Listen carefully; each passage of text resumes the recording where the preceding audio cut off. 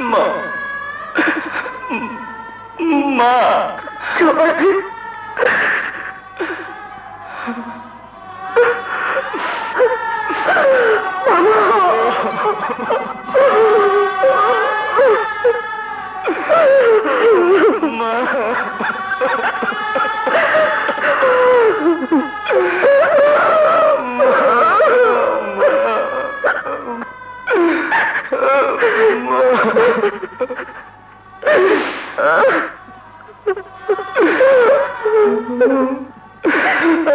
আমাকে একটু আদর করো মা, একটু আদর করো মা গো।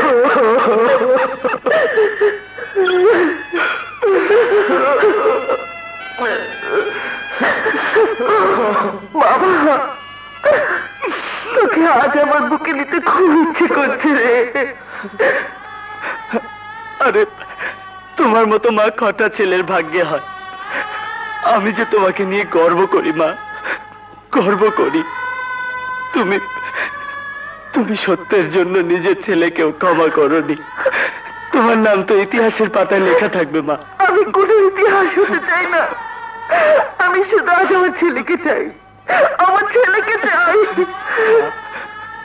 ছেলের কবরস্থানে মুসলমান মেয়েদের যাবার আইন আছে কিনা আমি জানি না, কিন্তু তুমি আমার কবরের কাছে যেও মা।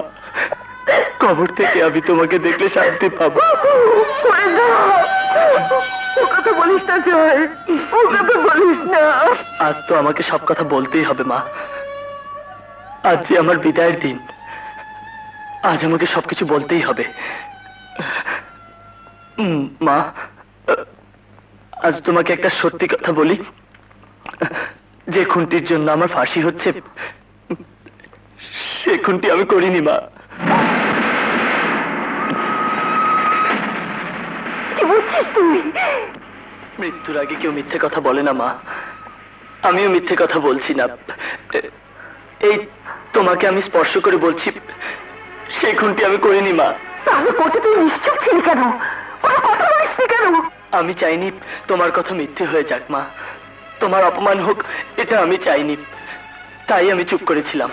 না, হতে পারে না, হতে পারে না।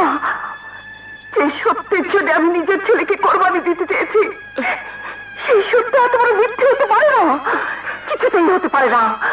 আমি প্রমাণ করে দেব